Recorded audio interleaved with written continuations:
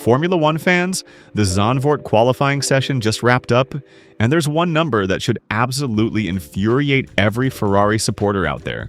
Charles Leclerc ran into an engine issue on his final lap, and just 400 meters from the finish line, a jaw-dropping speed gap opened up. 11 kilometers per hour lost compared to Lando Norris, the man who then took pole position.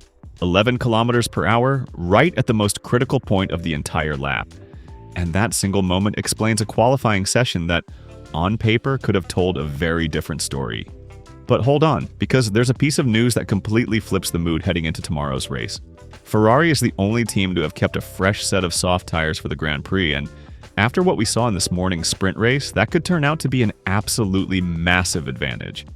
He'll explain exactly why that compound has become the most valuable asset of the entire weekend. He'll also break down what the sprint data revealed, including a Ferrari that protected its rear tires better than anyone else, a McLaren that was blindingly fast over a single lap, but showed a serious rear-end problem on longer runs, and Lewis Hamilton, who is still struggling to fully adapt to the new floor. There's also the mystery of a modified hybrid deployment pattern, an experiment that Ferrari appears to have tried during qualifying. If you don't want to miss any updates on Ferrari and Formula One, drop a like on the video and subscribe to the channel to stay in the loop. Alright, let's dive straight into the full analysis. We need to start with this morning because the sprint race gave us some incredibly valuable information. The first takeaway was crystal clear. The SF 2026 showed excellent behavior on the soft compound, and Charles Leclerc in particular seems to have found a really strong connection with the car. The Monegasque driver looks comfortable with the balance, able to make the most of a very effective front end through the fast sweeping corners without putting excessive stress on the rear tires. And that's probably the most interesting aspect of the updated Ferrari, the one featuring the new floor. The car does a remarkable job of protecting the rear tires, which also helps limit the consequences of that chronic lack of power during the traction phase. You could see it clearly in the final corners where Ferrari's performance was consistently strong, and that translated directly into a significant advantage down the final straight. The front end remains extremely strong through the fast sections, and when you get into the slower parts of the circuit, Ferrari is without question the absolute benchmark. The picture changes, though, when you look at the other side of the garage. Lewis Hamilton looked noticeably less comfortable than his teammate, and the impression is that he hadn't yet found a way to fully adapt to the aerodynamic and mechanical balance changes introduced by the new floor. Now let's look at the problems the other teams are dealing with, because they're very revealing. McLaren showed a completely different set of characteristics.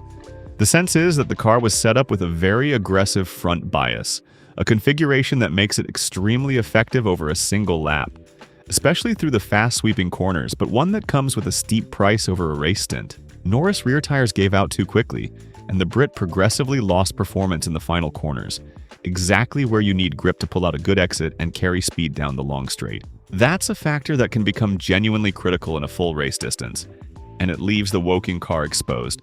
And there's more, because the biggest weakness remains the slow corners. At several points around the Dutch circuit, the Papaya car was consistently giving away 1 or 2 tenths to its rivals. What about the team from Brackley? George Russell won the sprint race convincingly with a strong start and a flawless tire management performance.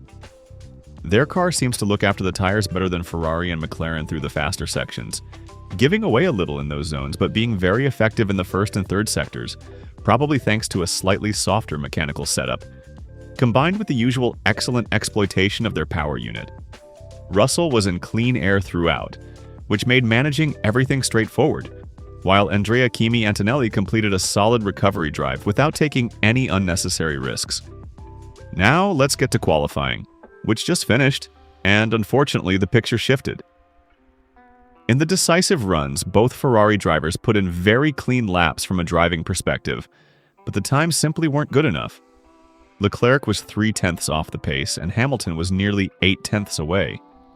As if that weren't enough, contrary to what had been communicated over the radio at the start of the session, the possibility of a few drops of rain actually materialized, and you could clearly see them on the cameras. That pushed all the teams to rush their final lap preparations in the closing minutes, and both Ferrari drivers took the gamble of a second tire warm-up lap. It turned out not to be the decisive factor either way. The final result is a third-row start. Lando Norris took pole position with a time of 1 minute, 11 seconds, and 163 thousandths, ahead of Russell just a tenth back. Then Antonelli in third a handful of milliseconds behind his teammate, and Piastri fourth just 9 thousandths away from the Italian. Lewis Hamilton finished fifth, just over 3 tenths from Norris, with Charles Leclerc 6 tenths back and 64 thousandths behind his teammate. Max Verstappen was seventh. Now we get to the heart of the matter, the data point that explains everything. Leclerc reported deployment issues on his final run, and the numbers are brutal. 400 meters from the line, a staggering speed gap opened up, with the Monegasque losing a full 11 kilometers per hour compared to Norris' pole lap.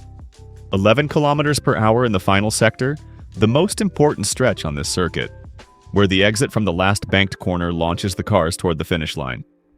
And it happened at the absolute worst possible moment, when there was no time left for another attempt. It's a bitter blow because in this morning's sprint race we saw exactly the opposite. Ferrari was consistently strong through the final corners, using that advantage to good effect down the final straight. There's also a technical detail worth paying very close attention to. Earlier in the session, listening to the engine during one of Leclerc's runs, there was noticeably more energy available at the end of the third sector. Could this be some kind of experiment with a different way of deploying the hybrid energy? If so, that modified deployment strategy may not have delivered the expected results, and it could be one explanation for the disappointing final sector. But there are other possible factors too. It could be the tires if the cornering grip dropped off, or it could be falling track temperatures. 3 elements that, individually or all together, may have negatively affected Ferrari's performance at the most critical moment of the session. And now, the piece of news that completely changes the outlook for tomorrow. Ferrari is the only team to have kept a set of fresh soft tires for the race, a decision made precisely because of the extremely positive feedback from this morning's sprint. You can immediately understand how significant that choice is. In that short race, the softest compound proved to be powerful and highly effective, and Ferrari was the team that got the most out of it, thanks to that rear tire protection capability that made all the difference in the sprint. Having a fresh set available when no one else does is a potentially devastating tactical weapon, one that opens up entirely different strategic scenarios compared to the competition. So let's take stock of where things stand ahead of the race. The first point is that overtaking at Zandvoort remains almost impossible. This morning's sprint confirmed that even with this generation of cars and under the new technical regulations, following closely and completing a proper pass on this circuit is incredibly difficult. That's why starting from the third row hurts, and it hurts quite a bit. But there are very real reasons to believe in Ferrari's chances. First, Norris McLaren showed a clear vulnerability at the rear overdistance, and in a full race that problem can become critical. Second, Ferrari has proven it protects its tires better than anyone, and that's exactly the quality you need over a long race. Third, there's that set of fresh softs that no other team has. And fourth, the top teams are separated by just a few thousandths of a second, so any shift in strategy or track conditions could turn everything upside down. This race is far from over.